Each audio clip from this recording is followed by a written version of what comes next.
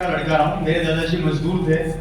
10 bye 10 के कमरे में मेरा परिवार किराए पे रहा करता था। हालात बहुत ज़्यादा खराब थे। मेरे पिताजी के पास पढ़ने का पैसा नहीं हुआ करता था। एक 14-15 साल का बच्चा, क्या उम्र होती है 14-15 साल, उसमें मेरे पिताजी कचौरी बेच के अपनी पढ़ाई पूरी करते थे छोटी सी उम्र के अंदर। हालात बहुत ज़्यादा खराब थे। बहुत गरीबी देखी, गरीबी देख देख के उन्होंने अपना स्कूल पूरा किया। और जब कॉलेज में आए तो कॉलेज में आने के बाद उन्होंने कचौरी बेच के कॉलेज के अंदर ही रहा था, ढाबे पे रहा करते थे, कॉलेज जाया करते थे। वहां से उन्होंने 3 साल मेरे फादर ने कॉलेज में अपनी एजुकेशन को दिया। राजस्थान में एक जगह अजमेर में डीएवी कॉलेज है, उसमें उन्होंने अपना एजुकेशन कंप्लीट किया था। 3 साल उन्होंने अपनी एजुकेशन को दिया। 3 साल बाद जब वो कॉलेज से निकले तो राजस्थान गवर्नमेंट में जॉइंट डायरेक्टर बन गए, इक्वलेंट टू आईएएस ऑफिसर। एक मजदूर का बेटा सीना सरकारी गाड़ी, सरकारी बंगला, सरकारी नौकर, सब कुछ मिल गया। 1 महीने की सैलरी हुआ करती थी उस जमाने में 25,000 रुपया महीना। कितनी? 25,000 रुपया महीना। और उसके बाद फैसिलिटी अलग। और मेरे दादाजी क्या थे? मजदूर। बेटा बना ऑफिसर। और जब एक मजदूर का बेटा ऑफिसर बनता है तो आप जानते हो उसका एटीट्यूड कैसा होता है। होता है कि नहीं होता है? और आप लोगों को ऐसी पोस्ट मिल जाए तो मजा आएगा कि नहीं आएगा? एकदम ज्यादा। यस सर, बहुत आएगा, मजा आएगा ना? यस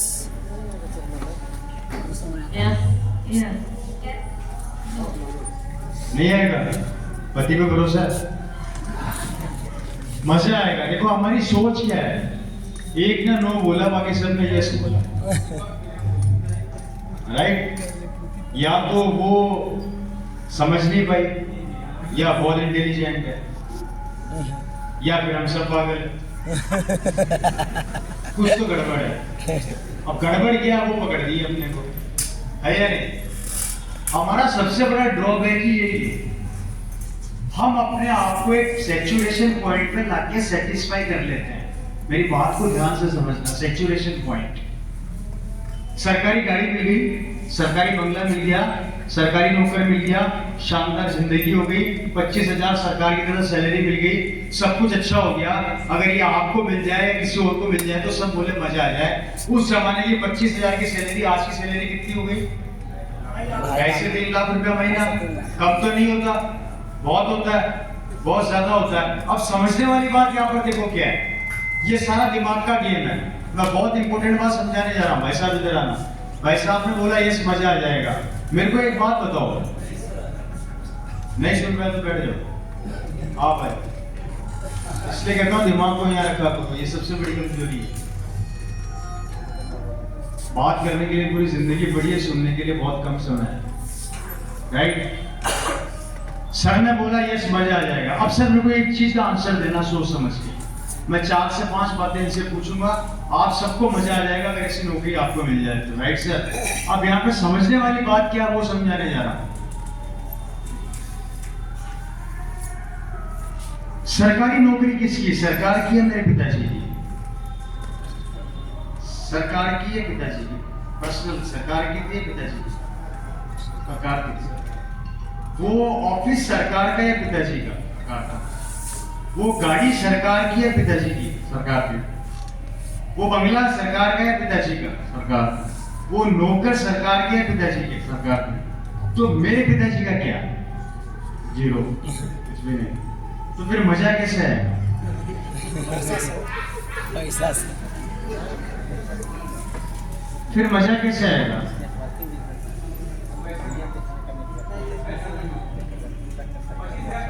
चलिए 25,000 पैसे में कितना बचा लेगा एक आदमी? खर्चे तो वही है। राजस्थान में कहावत है, जितनी गुदड़ी होती है ना उतने आदमी के पांव फैल जाते हैं। समझ गए? है या नहीं? मेरी इनकम बहुत अच्छी है तो मैं मारुति में नहीं घूमूंगी, BMW में घूमूंगा। और मेरी इनकम ही कम है तो मारुति में ऑटोमेटिक आ जाऊंगा।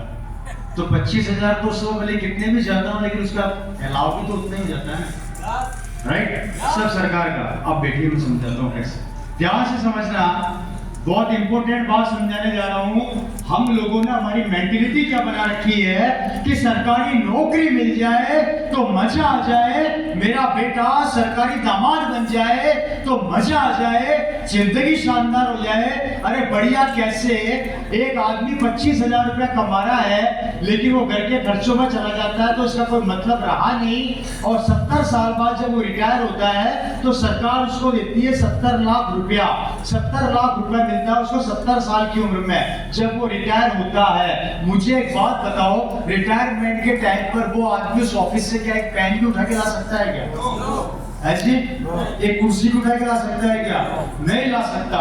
70 साल की उम्र के अंदर जब उसको 70 लाख रुपए मिलते हैं, जिसमें से 50 लाख वो खर्च कर देता है मकान के अंदर, 10 लाख रुपए वो खर्च कर देता है बच्चों की एजुकेशन के अंदर, 10 लाख रुपया वो खर्च कर देता है अपनी बेटी की शादी के अंदर। 80 साल की उम्र तक आते आते उसका बैंक बैलेंस हो जाता है मुर्गी का अंडा। अब मुझे बताओ ये सरकारी नौकरी अच्छी कैसे है?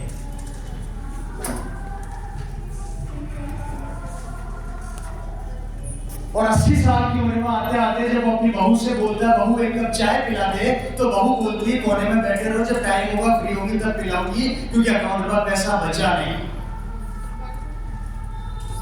पूरी जिंदगी सरकार की गुलामी करने के बाद भी 70 साल बाद 80 साल की उम्र में अगर मेरा बैंक बैलेंस 0 हो रहा है तो मुझे बताइए वो सरकारी नौकरी बेहतर कैसे, अच्छी कैसे? और पेंशन का प्रावधान ऑलमोस्ट खत्म हो चुका है, और थोड़ा बहुत बचा वो भी खत्म हो जाएगा। अब मुझे बताइए बेहतर कैसे?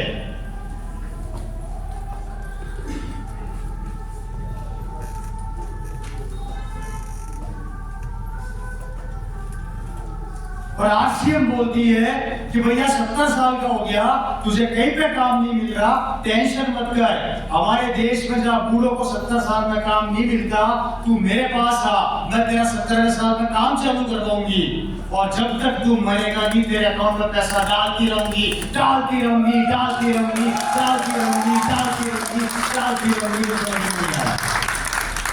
आरसीएम समझ में नहीं आ रहा और ये 70 साल की नौकरी समझ में आ रही है।